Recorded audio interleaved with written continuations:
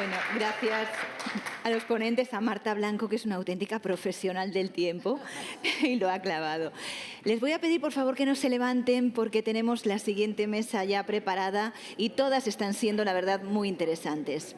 En España y en otros países de nuestro entorno, la mejora de los indicadores macroeconómicos no se está traduciendo en prosperidad general. La pérdida del poder adquisitivo, la precarización del trabajo o la escasez de la vivienda evidencian una ruptura del pacto social que hasta ahora no conocíamos. Y además tiene a los jóvenes como principales afectados. Sobre crecimiento y prosperidad versa nuestra nueva mesa y les voy a presentar a sus participantes. José Ignacio Conde Ruiz, subdirector de FEDEA, Ángela de Miguel, presidenta de CEPIME, Alejandra Quindelán, presidenta de la Asociación Española de Banca, moderados por don Antón Costas, presidente del Consejo Económico y Social de España y además 7 años de foro. Cuando quiera. Muy bien, buenas tardes. Para mí personalmente es un placer, un privilegio y un honor el poder moderar de nuevo, en este caso, esta mesa que vamos a celebrar ahora. Probablemente el título completo de esta mesa tendría que ser ¿cómo reconstruir el puente entre crecimiento económico y prosperidad compartida? La idea que hay detrás de este título es que en las últimas décadas se ha roto ese puente que durante décadas, en la segunda mitad del siglo pasado, funcionó entre crecimiento y prosperidad. Hubo un tiempo, por decirlo así, que los economistas y especialmente los responsables de las políticas económicas solo se tenían que preocupar por crecer, porque se daba por supuesto que el crecimiento por sí solo traería todo lo demás bueno para un país, para una economía. Pero la verdad es que en las últimas décadas, y en particular en lo que vamos a centrar nosotros ahora aquí, en los últimos años, ese puente se ha roto, ¿no?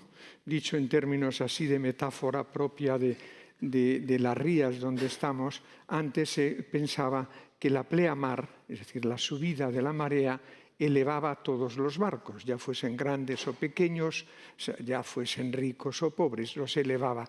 Hoy estamos viendo que la pleamar del crecimiento en los últimos años en España no eleva por igual a todos los barcos, ¿no? Y creo que señales tenemos muchas. Yo parto de las que contiene la memoria socioeconómica y laboral, se llama así, que la ley nos obliga al Consejo Económico y Social de España, como una de las instituciones que forman la alta Administración Consultiva del Estado, junto con el Consejo de Estado, la ley nos obliga a publicar una memoria socioeconómica y laboral. En los últimos años venimos observando, ustedes lo conocen bien, el crecimiento de nuestra economía es excelente y, sin embargo, los datos que aparecen en la memoria, en términos de prosperidad compartida, los datos no acompañan al crecimiento. Dos señales que realmente no soy capaz de comprender cómo es posible que con el crecimiento que estamos teniendo los datos nos digan que la pobreza infantil en España es la mayor en este momento ya de toda la Unión Europea. Es algo que no acabas de comprender. Y en términos, utilizando palabras que pueden parecer un poco dramáticas, los datos nos indican que en muchas familias españolas, en muchos hogares españoles, los niños y niñas pasan hambre. No es dramático, utilizo la palabra tal como la tenemos en las estadísticas, ¿no? Y ese crecimiento, otras señales que no abarca a todo el territorio. Pequeñas ciudades, el mundo rural, observamos cómo se queda atrás un poco en el reparto de este crecimiento, ¿no? ¿Por qué nos debería importar? Si crecemos, tarde o temprano podríamos pensar que todos los barcos volverán a subir. ¿Por qué nos debería pensar? Yo creo que hay tres razones al menos, ¿no? Una es de índole moral. Creo que una sociedad no es decente Si una parte muy importante, especialmente de infancia y juventud, no está beneficiándose de ese crecimiento. Hay también un argumento de tipo económico, innovador. Realmente que un tercio de tu infancia esté en esa situación es un despilfarro a medio tiempo y a largo plazo, a medio plazo, un despilfarro de talento para una sociedad, para una economía. Pero hay también un tercer elemento que es el político. Tenemos evidencia histórica de que allí donde una sociedad su prosperidad no acompaña al crecimiento, la democracia comienza a deslizarse hacia los totalitarismos. Permítanme solo una cita, porque además la leí estos días, me interesaba volver un poco a aquellos años 40 y una cita de Franklin Delano Roosevelt en un discurso muy conocido que vale la pena volver a leer hoy, en un discurso importante de inicio de los años 40, Roosevelt decía lo siguiente: hemos llegado a la clara conciencia del hecho de que la verdadera libertad individual no puede existir sin seguridad e independencia económica. Los hombres necesitados no son libres. La gente que tiene hambre y está desempleada son el material sobre el que se construyen los totalitarismos. Creo que esa cita, que es de los años, responde a aquella situación de los años 30-40, hoy no digo que sea igual, ¿no? Decía Mark Twain que la historia no se repite, pero rima. No digo que sea igual, pero hay algo aquí que rima, ¿no? Por lo tanto, si me aceptaran un poco este planteamiento, que es el que ya hemos hablado, la pregunta que les quiero hacer y que les he trasladado a nuestras y nuestros tres ponentes de hoy es un poco ¿qué podemos hacer, qué tenemos que hacer desde el ámbito de la sociedad, desde el ámbito de las empresas, desde el ámbito del Estado, qué tenemos que hacer para reconstruir ese puente entre crecimiento económico y prosperidad? Necesitamos seguir creciendo, sin duda, pero necesitamos que ese crecimiento venga acompañado de prosperidad. La pregunta para ellas, para Alejandra, para Ángela, para Nacho, Nacho es para Ignacio, pero el nombre común es Nacho, es un poco ¿qué hacemos? ¿No? ¿Qué proponéis? Los tres tienen responsabilidades importantes, los tres tienen un conocimiento muy directo de la economía y los tres tienen esa sensibilidad que me permite lanzarles esta pregunta. Si os parece, vamos por el orden. Alejandra. Muy bien, pues muchas gracias, Antón, muchas gracias y enhorabuena al Foro La Toja por este programa tan excepcional, ¿no? 2 días y medio llevamos ya y la verdad que no puede ser más inspirador todo lo que se está hablando aquí. Creo que también tenemos que felicitar a la organización por organizar este panel, que me parece muy oportuno, hablar de crecimiento, hablar de progreso y hacerlo además con la academia, con la empresa y con la banca. No es común incorporar a la empresa y a la banca en un debate, y bueno, y a la academia juntos, de hecho, en un debate sobre crecimiento y progreso. Y sin embargo, yo diría, argumentaría que el motor de progreso económico y de progreso social son las empresas de nuestro país, con su capacidad de generar empleo y de generar riqueza. Así que creo que es una magnífica oportunidad y agradezco mucho tu introducción. Y tu pregunta, crecimiento y progreso. Yo creo que Europa hemos hecho un diagnóstico muy amplio sobre sus retos enormes, ¿no? En un contexto además internacional complicado, pero el punto de partida para mí es hoy una crisis de crecimiento. Yo argumentaría, Antón, que Europa no ha crecido durante los últimos 20 años lo suficiente para asegurar ese modelo que nos gusta tanto y que es tan importante para el mundo, y lo hemos destacado hoy, ¿no? como único, un lugar de progreso económico, de progreso social y también de libertades.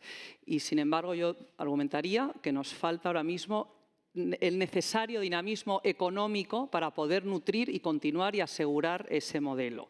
Necesitamos el motor económico. ¿Y qué podemos hacer? Pues para mí tenemos que actuar y actuar ya, urgente. Tenemos que ponernos con toda nuestra colaboración público-privada y trabajar todos por ese crecimiento que significa creación de empleo, que significa creación de riqueza y que significa progreso social. Y que significa también algo que es muy importante en este momento, que es confianza y que es esperanza para la sociedad. Y con confianza y con esperanza lograremos reducir la polarización, o al menos es la vía para intentarlo. Sin crecimiento, sin confianza y sin esperanza no lograremos reducir la polarización, y tú has aludido también a ello, ¿no? Un minuto solo sobre el papel de nuestro sector aquí. Yo creo que el sector bancario está ahora mismo en un momento fuerte y bueno, ¿no?, de eficiencia, de crecimiento, de rentabilidad, y esto pues yo creo que contribuye a la estabilidad del conjunto de la economía. Lo hemos visto hace apenas unos días, se ha revisado al alza el rating del Reino de España hoy otra vez y se incluía entre los factores, ¿no?, de mejora del rating del soberano a la banca española como un factor de estabilidad. Nuestro papel aquí es acompañar a las empresas y a las familias en el desarrollo de sus proyectos, con lo cual es una misión eminentemente social, es apoyar el progreso de las familias y de las empresas. Y por eso pensamos que, bueno, que tenemos que estar en el centro de este debate y me alegro mucho de poder estar aquí. ¿Podemos hacerlo mejor? ¿Podemos hacerlo mejor? Por supuesto que podemos hacerlo mejor. Tenemos que hacerlo mejor. ¿Cómo podemos hacerlo mejor? Pues haciendo las cosas de otra manera. Yo creo que en Europa tenemos que hacer las cosas de otra manera. Tenemos que hacer las cosas de otra manera para ser más ágiles y para trabajar mejor reduciendo los corsés regulatorios que tenemos hoy. Por eso me gusta mucho que dentro de las recetas, ¿no?, y de los objetivos que se está planteando Europa en su agenda de crecimiento y competitividad, se habla de simplificación regulatoria. Y creo que la simplificación regulatoria y supervisora, en nuestro caso, por ejemplo, que tiene que ser para todos los sectores, es muy importante. Nuestro sector bancario se creó un marco regulatorio después de la gran crisis financiera que lógicamente estaba orientado a reducir o a minimizar el riesgo de otra crisis como la que tuvimos, que fue brutal, y a eliminar el coste para el contribuyente de estas crisis. Entonces, es lógico que tengamos un marco regulatorio exigente, con muchos aumentos de capital, etcétera. Ahora, yo argumentaría que los retos son otros. Estamos en otro momento. Tenemos que mirar hacia una Europa que está en el contexto que se ha comentado aquí esta mañana. ¿Y cuál es el punto de partida? Pues bien, hablo de nuevo de mi sector. Tenemos 20 reguladores y supervisores en Europa. Hemos tenido 1.750 normas emitidas en los últimos 4 años, 1,2 normas por día, contando con los fines de semana. No hay descanso, ni sábados, ni domingos. O sea, ahí nos llega una norma nueva con la que tenemos que lidiar, que son costes de cumplimiento, que es complejidad y que son, al final, bueno, pues limitaciones a la actividad y a la capacidad de innovar y de llegar a tiempo. Esas normas están muy orientadas a pedirle más capital a la banca. En los últimos 4 años, de nuevo, el capital pedido a la banca en Europa se ha aumentado en 100.000 millones de euros. Eso ya sobre el mínimo de la normativa internacional, por decisiones discrecionales de los supervisores y de los reguladores europeos, sobre los que no hay una visión completa. Si liberamos una parte de ese capital, si liberamos un porcentaje de ese capital, podremos liberar. Si liberáramos esos 100.000 millones, tendríamos el billón de euros de financiación que nos está pidiendo Draghi. El multiplicador, más o menos, que nos dan los economistas es eso. 1 de capital son 10 de crédito, ¿no? Con lo cual, con un ahorro de esos requerimientos tendríamos, simplificando, viendo dónde están las redundancias. Yo no pido bajar los estándares, pido ver dónde están las redundancias, dónde están los solapamientos, dónde están las ineficiencias. Así que el mandato creo que tiene que ser simplificar. Creo que nos hace falta valentía política para seguir y para tener una visión completa de todos estos requerimientos, y de esa manera también contribuiremos con un crecimiento más estable, más sostenible, con más dinamismo de nuestras empresas al progreso de todos. Las empresas podrán seguir creando empleo, generando riqueza y generando progreso y, por tanto, confianza y reducción de la polarización, que creo que es el objetivo que tenemos todos. Muchas gracias, Alejandra. Ángela. Pues muchísimas gracias. Buenas tardes a todos. La verdad estoy encantada de estar aquí en este Foro La Toja. La verdad es que es una grandísima oportunidad. Me estoy aprendiendo muchísimo. Enhorabuena por los magníficos ponentes que hemos podido disfrutar durante estos días. Y sobre todo por un tema que me parece muy interesante, el que vamos a tocar aquí, que es crecimiento y prosperidad, porque hemos hablado mucho de macroeconomía, se han hablado de otras cosas, pero vamos a ir un poco a lo pequeño. Y como yo represento a las pymes, pues voy a bajar a la economía real, a lo pequeño. Y una de las razones por las cuales muchas veces nosotros creemos que no hay esta prosperidad, y eso es un poco lo que nos están indicando los datos. Antes de ayer presentábamos el informe que hacemos trimestralmente sobre la situación de la PYME en España, y lo que veíamos es que en los últimos 5 años han desaparecido en España 22.700 microempresas. No quiere decir que hayan cerrado, es que el saldo entre las que salen y entran, pues tenemos 22.700 menos. Hablaba Antón de la parte más débil de la cadena, pues nosotros vamos a hablar de la parte más débil de lo que es la empresa. ¿Qué está pasando en un entorno de crecimiento económico con nuestra microempresa? Que están desapareciendo. Extrapolando los datos del Banco de España, que hablaba de un 40%, había hecho un análisis sobre el 40% en las pymes españolas, si lo extrapolamos al 100%, ahora mismo tenemos 1 de cada 3 pymes en situación de pérdidas. Y sobre todo la más pequeña, la de menos de 3 trabajadores, la de menos de 5, las de menos de 10, las más pequeñas, que son las que dan cohesión territorial y las que tienen ese factor de apoyo y sostenibilidad que tienen porque llegan a cualquier rincón. No olvidemos una cosa, donde hay población hay una pyme y donde no hay pymes no hay nadie, porque son fundamentales para la cohesión territorial y son muy importantes para nuestra inclusión social, absolutamente todos, como el mayor ascensor social que existe. No hay ningún otro ascensor social más potente que el emprendimiento. Y aquí en esta sala tenemos muchísimos ejemplos de lo que el emprendimiento puede suponer de progreso y de mejora personal de cada uno de los individuos que están asumiendo. Los principales retos que tenemos, voy a ser muy rápida para dar un poco las soluciones, que yo creo que es la parte más interesante. Se ha hablado de las cargas regulatorias. El impacto por la economía de escala de la microempresa es terrible. Estamos hablando también de todo lo que tiene que ver del aumento de costes laborales, fiscales, costes energéticos. Y tenemos también toda la regulación y todas las cargas laborales que está soportando que la microempresa no puede. Además de las que desaparecen, se están haciendo más pequeñas. En un momento de crecimiento y de contratación, en el último año la micro ha contratado 3.000 personas menos, la gran empresa ha contratado 300.000.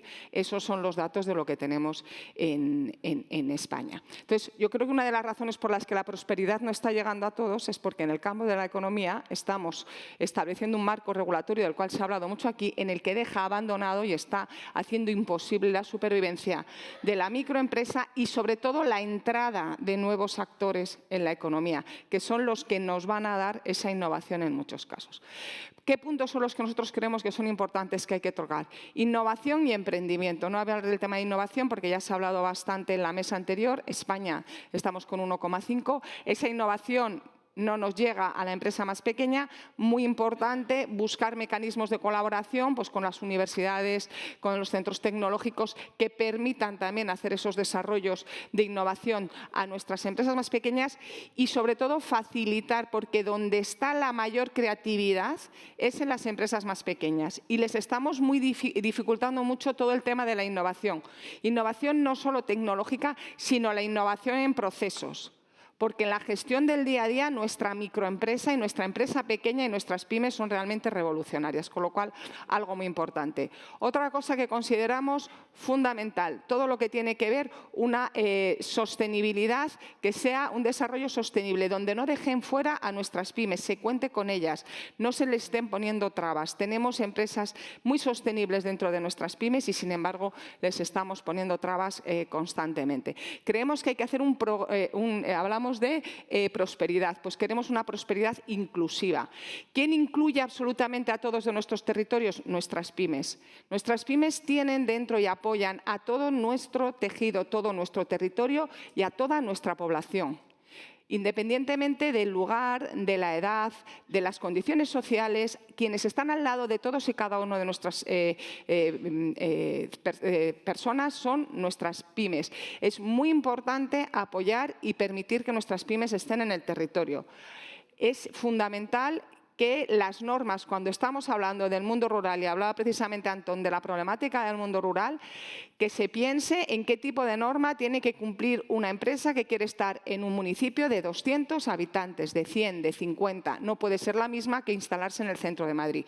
Y hoy en día, en muchos casos, es la misma complejidad. Eso hace que las empresas huyan del territorio y entonces ese territorio se queda sin prosperidad. Y por último, la formación profesional, algo fundamental y que también se está dejando en muchos casos fuera a nuestras empresas más pequeñas por la complejidad de la gestión del sistema.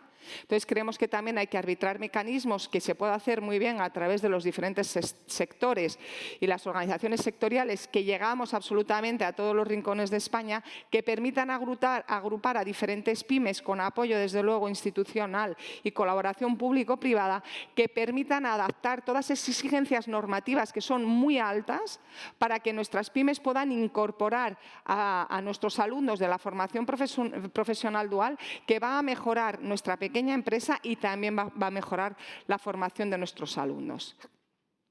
Muy bien, muchas gracias. Es que estaba tomando tu nota. No, muy bien, muchas gracias. Nacho Conde Ruiz. Muchas gracias. La verdad que me toca a mí un poco dar un poco la versión un poco más académica. Me voy a subir un poco más arriba. Vais a pensar que es un académico hablando de estas cosas. Yo la verdad que de empresas y de cómo funciona el mundo real no sé mucho, pero bueno, permítanme que con lo que sabemos de la teoría económica, Bueno, por tratar de aportar algo de luz aquí. Del mundo real, ¿sabes? Sí, del mundo real, del sí, pero no del mundo empresarial. Del real, quería ¿sabes? decir. No.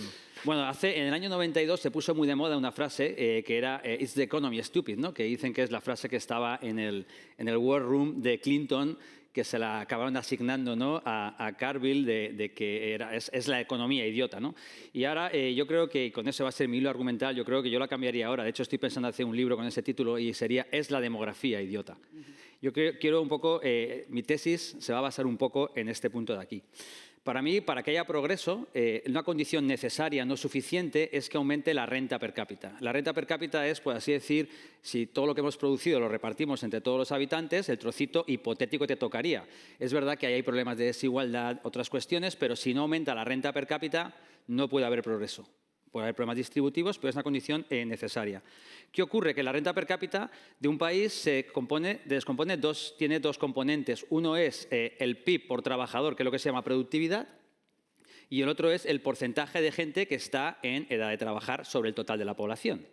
¿Qué ocurre? Que cuando tienes una población, una economía pues, que es joven, por así decir, pues crecer en términos per cápita y que haya progreso económico es muy sencillo, porque basta con que los que están trabajando, que son pocos, se retiran, dejan de aportar a la economía, pero en la medida que los que entran por debajo, que son más, empiezan a aportar, pues entonces la economía ya crece en términos per cápita, aunque la productividad no mejore. Esto es lo que vulgarmente no, académicamente se llama el dividendo demográfico. ¿Qué ocurre? Que el dividendo demográfico lo que hace es que te impulsa el crecimiento. Y este dividendo demográfico, que lo hemos tenido, se ha acabado. Lo podemos mirar. El dividendo demográfico te da una ventana de oportunidad para el crecimiento que es increíble. En España empezó en 1980 y acabó en el año 2005-2010, según distintos estudios. Esto te daba una ventana de oportunidad, porque no solo crecías en términos per cápita, no solo el pedacito de tarta que tocaría hipotéticamente a cada español era cada vez más grande, luego habría problemas distributivos, sino que además era muy fácil financiar las cosas, porque tienes mucha gente aportando, mucha gente trabajando, poca gente que no está aportando, niños y mayores, y por lo tanto se podían financiar muchas cosas. Esto da una ventana de oportunidad a los países que, como digo, en España se terminó en el año 2010. Por lo tanto, a partir de ahora, si yo quiero progreso, necesito crecer en renta per cápita. Yo ya sé que no voy a poder crecer con el componente de porcentaje de horas trabajadas sobre el total de horas o sobre el porcentaje de gente en edad de trabajar sobre el resto de la población, porque con el envejecimiento esto ya sé que no va a ser posible. La única vía por la cual puedo crecer es con el famoso aumento de la productividad. Solamente voy a poder crecer si aumenta la productividad. Además, no solamente cuando hablamos de envejecimiento, también un efecto de composición importante. Va a haber trabajadores trabajando mayores, pero estos también acaban teniendo menos horas trabajadas, absentismo, etcétera, etcétera. Por lo tanto, si yo quiero crecer, solamente puedo hacerlo con la productividad. España es un país, además, que combina lo mejor y lo peor de todos los países. Lo mejor es que la esperanza de vida es de las más importantes del mundo. La esperanza de vida a los 67 es altísima. Oye, es buenísimo, se vive por mucho tiempo, eso está muy bien. Pero también combina lo peor de todos los países, que somos uno de los países con la peor tasa de fecundidad.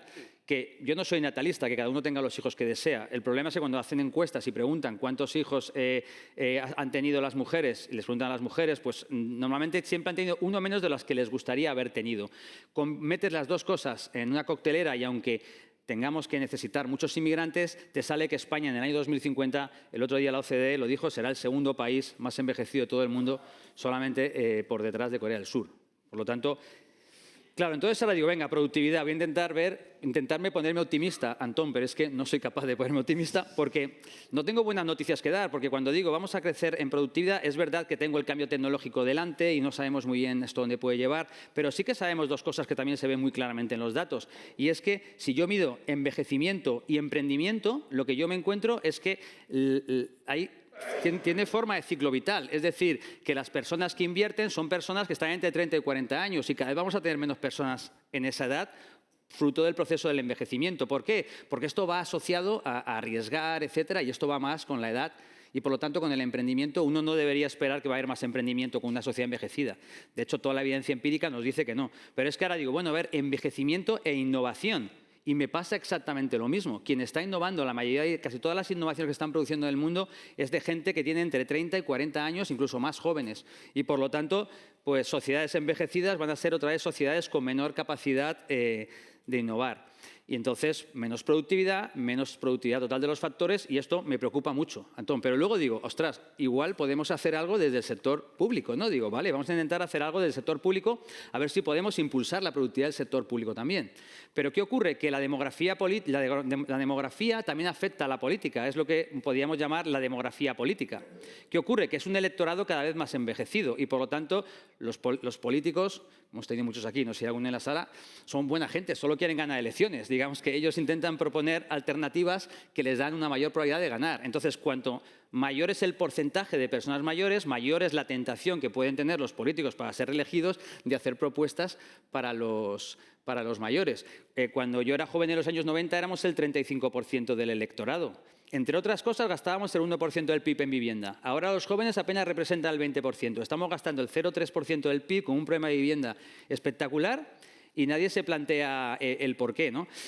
Y digamos que uno dice, bueno, desde el punto de vista del sector público, yo debería priorizar todo aquello que me aumenta la productividad. Si sabemos lo que es la educación, la I+D, infraestructuras estratégicas, lucha contra la pobreza infantil, lucha contra el cambio climático, pero al final lo único que yo observo es que cada vez hay más gasto que va dirigido a los mayores. De hecho, la última reforma que se ha hecho en España sobre pensiones es es el único país de todo el mundo que yo conozco, de la OCDE, que ha llevado a cabo una reforma en el siglo XXI, en el siglo XX sí que se hacían así, que me ha dado como resultado un mayor aumento en el gasto en pensiones. Y por lo tanto, digo, ¿qué hay que hacer para salir de este embrollo? Ya voy a terminar, Antón. Para salir de este embrollo necesitamos aumentar la productividad y para esto hay que dar posibilidades a nuestros jóvenes. Y entonces aquí es el regalo que te quería hacer a ti, Antón. Entonces me he puesto ahí a pensar. El otro día estuvimos en una charla en FEDEA y entonces Antón, que le invité yo a que participara en mesa redonda, me puso deberes a la sala, ¿no? Y es que estábamos hablando de que efectivamente en España, como hemos dicho, de los países con las tasas de fecundidad más bajas del mundo, la tasa de emancipación es de las más retrasadas de todos los países del mundo. Se emancipan los jóvenes 5 años más tarde que cuando yo era joven. Hay gente que puede pensar, no, es que mi hijo prefiere estar con Netflix. No, no, si se emancipan tarde es porque tienen dificultades de acceso a la vivienda, etcétera. Y entonces le puse un mapa ahí a Antón así muy sugerente, ¿te acuerdas? Donde veíamos que hay países donde se emancipan a los 20, en España a los 31 y medio, etcétera. Y entonces Antón me hizo una cita de Joseph Schumpeter, ¿no? Que Schumpeter es un economista de la destrucción creativa, pero digamos que él estaba muy preocupado porque él hablaba de la tercera década dorada. Él lo que observaba es que de los 20 a los 30 años, como bien explicó Antón, es la época en la que todo lo que no se te ha ocurrido allí ya no se te va a ocurrir. Un poco en la idea de la evidencia empírica que hemos encontrado en los datos. Lo puedes desarrollar luego. Entonces Antón decía, pero a ver, si están en casa de sus padres hasta los 31 años, toda la década, le llamaba la santa década, la década más fructífera, etcétera. Prodigiosa. Década prodigiosa. Y entonces, ¿qué va a pasar? Y dijo Antón, ¿alguien me podría pintar un gráfico en el que me pongáis la tasa de innovación y la tasa de emancipación de los jóvenes, que debería haber una correlación negativa? Y yo, Antón, te lo he hecho. Aquí lo que tenemos es la tasa de innovación. Y aquí tenemos la tasa de innovación. Aquí tenemos la edad de emancipación. Cuanto más alta es la edad de emancipación, menor es la innovación. Oh, qué bien. Entonces, este te lo tenía regalado a ti, porque ya me habías puesto deberes. Muchas gracias. Me dejarás el gráfico. Por supuesto, muy bien. para ti. Muchas gracias, Nacho. Ahora vuelvo a ti, pero mirando un poco los tiempos, tenemos 15 minutos. A cada uno, comenzabas, Alejandra, señalando el corsé regulatorio y lo que eso un poco significa como una especie de, imagino, de piedra de Sísifo sobre las espaldas, ¿no? Y también Ángel hacía referencia a eso. Mi pregunta sería, ¿no convendría en este foro hacer una diferencia entre regulación e intervencionismo? Porque una buena regulación creo que es necesaria para que las cosas funcionen bien. Si hacemos un discurso genérico contra la regulación, probablemente estamos tirándonos piedras. Entonces, mi idea sería hacer una distinción entre lo que es regulación, que es buena regulación, y lo que es intervencionismo, que ahí hay un exceso de intervención de todas las administraciones que os pesa como una piedra. Digo, para no hacer el discurso genérico contra la regulación, porque a lo mejor no es lo más eficaz. Absolutamente, Antón, y me alegro de tener esta segunda ronda para clarificar la posición si ha sonado antirregulación. Vamos a ver, nosotros somos un sector muy regulado y lo que nos hace generar confianza a nuestros clientes, a nuestros accionistas y a la sociedad en su conjunto es un marco regulatorio sólido. Lo que pedimos es que sea estable. El problema de la regulación es que ha estado creciendo sin parar durante unos años, que tenía mucho sentido, pero que ahora sigue creciendo esa demanda regulatoria, y he hablado de los últimos 4 años, ¿no? Cómo ha ido sobre los ya 600.000 millones de capital que tenía el sector en los últimos 4 años, otros 100.000 millones más, de decisiones de esos 20 reguladores y supervisores, digamos, sin orden ni concierto. Entonces yo argumentaría que no solamente hablamos de intervención, sino también de un poco de orden en los requerimientos de regulación que tienen determinados sectores, el nuestro desde luego, y tener una previsibilidad como gestores de empresa que somos, ¿no? Para asegurar que pues podemos gestionar con cierta previsibilidad. Y hablando, como tú dices, también de intervencionismo y digamos de sorpresas también que nos pueden venir. Bueno, yo cuando asumí la presidencia de la Asociación Española de Banca, una tarde de julio, en un discurso del Estado de la Nación, llegó un impuesto a la banca, sin consulta previa, sin consulta pública, en un proceso en el que, y luego ese impuesto, se ha prorrogado otros 3 años en otro procedimiento, en el que tampoco hemos podido, tener la tramitación regulatoria que nos hubiera gustado para poder explicar bien los impactos que tiene este impuesto sobre el sector, ¿no? Entonces, la previsibilidad creo que es muy importante. Las instituciones y la regulación, por supuesto, que tienen que estar ahí para dar marcos claros, pero nos falta previsibilidad. Voy a hacer una última petición, que es para hablar un poco de educación financiera, porque creo que nos puede ayudar a ser un poco más positivos. Hay cosas que podemos hacer. Una de las principales causas, según un banco americano, del sinhogarismo en California son problemas de educación financiera, sobreendeudamiento, fraudes por las criptos, una serie de cosas. Si hacemos unas horas de educación obligatoria a nuestros jóvenes, creo que podremos reducir el impacto de estos riesgos y también ayudarles a gestionar mejor sus ahorros y tener una vida un poco de más, digamos, progreso económico y social como todos queremos. Y, por cierto, que sean también ciudadanos menos permeables a, digamos, a políticas que no ayuden y que sean más populistas, etcétera. Con lo cual, yo creo que la educación financiera obligatoria también sería otra receta a observar. Lo recogemos también como propuesta del foro, ¿no? Y en caso... me ha gustado mucho 2 cosas, además de lo que has comentado también sobre la regulación y cómo pesa sobre las pymes, pero me ha gustado especialmente mucho esa referencia que has hecho a la formación profesional. Yo creo que eso es, y me permite hasta hacer un pequeño homenaje, elogio a Otusa, porque he visto que es la empresa, al menos en Galicia, que más formación dual hace en Galicia. Yo creo que lo he defendido así en un informe que elaboramos en el Consejo Económico y Social hace 2 años, con microdatos, es decir, lo que hicimos allí fue estudiar la trayectoria de todos los chicos y chicas que han hecho formación dual en España en el año 2015-2016 y les hemos seguido toda su trayectoria laboral a través de los datos que tenemos de la Seguridad Social. Es una epifanía, por decirlo así. Es una revelación.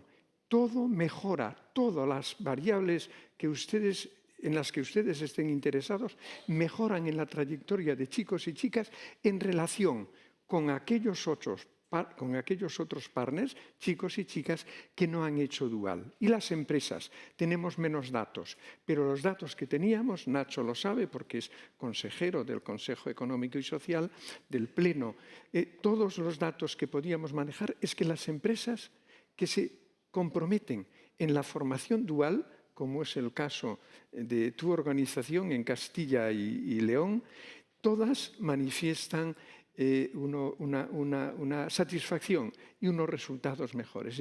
Y acabé diciendo, bueno, la formación dual es esa Celestina fantástica que es capaz de emparejar dos necesidades. Las necesidades de personas que quieren y necesitan tener un buen empleo y las necesidades de las empresas de tener personas formadas para aquellas ocupaciones que tienen. Esa referencia me gustaría un poco que la trasladases a este auditorio en el sentido de que es un instrumento poderosísimo para que las empresas, las pymes, las grandes, pero también las pymes, podamos avanzar en competitividad y productividad. Bueno, pues evidentemente, en tema de la formación. 2 segundos para la regulación, un dato nada más. Bueno. Sacaba Comercio el otro día, el sector del comercio, hace un año 3.000 normas se aplicaban para abrir una tienda en España. En la aldea de aquí al lado también. Hoy 3.500, en un año 500 más. Entonces, podemos denominarlo como queramos. A mí me da igual la denominación que usemos. Es imposible que pueda abrir, pero desde luego no lo pueden conocer. O sea, es imposible. Y para trasladar cualquier mercancía desde Galicia nos podemos ir al País Vasco, 4 regulaciones distintas. Ya no quiero ni contar si encima nos movemos por la Unión Europea. Esto es un auténtico reino de taifas. O se pone orden y con el tema del coste fiscal en lo que es la microempresa. Cuesta más el coste de gestionar los impuestos para una empresa de 2 o 3 trabajadores que los impuestos que paga, porque tiene que pagar la gestión, gane o no gane dinero o pierda.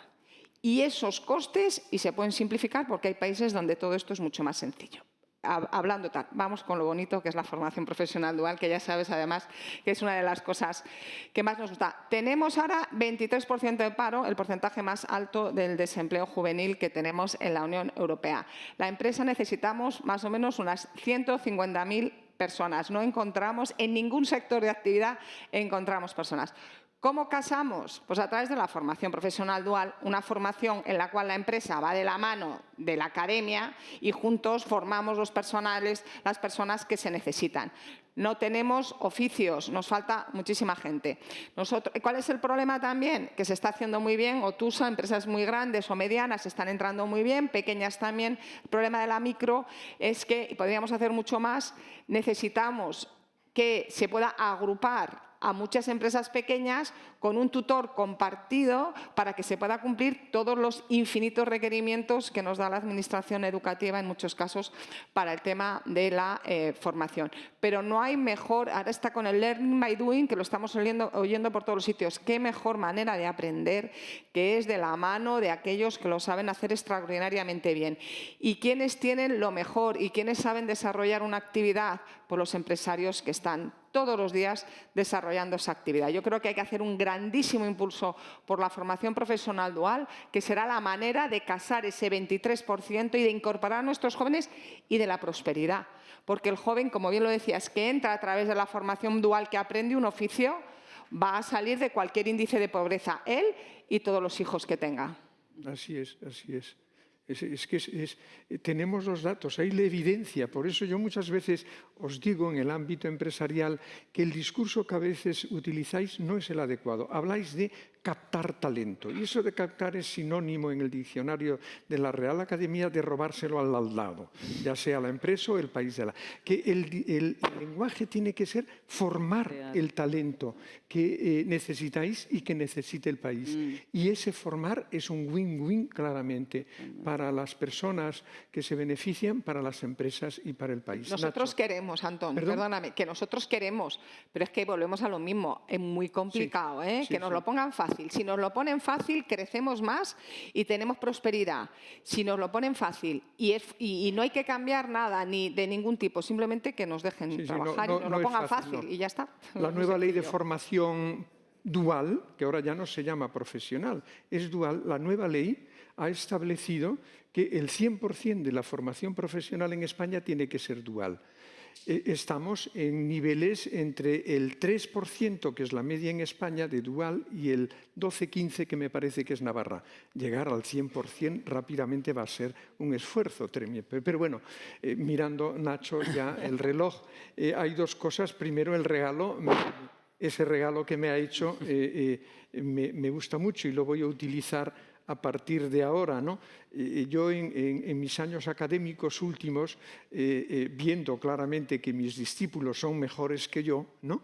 Decía, cuando me decían, ¿usted investiga? Dice, no, yo ya no investigo, yo pienso, ¿no? Y entonces es lo que he hecho el otro día en la jornada de FODEA. Me he puesto a pensar y he dicho, aquí hay una relación entre lo temprano que consigue un país la emancipación de sus jóvenes y la capacidad de innovación del país. Y le dije a Nacho y a Fedea, vosotros sois buenos investigadores, investigar. Y mira qué regalo más bonito. La idea me viene, yo tengo cuatro, perdón. 2 son catalanes y 2 son suecos, ¿no? Y tienen la misma edad, 7 y 4 años.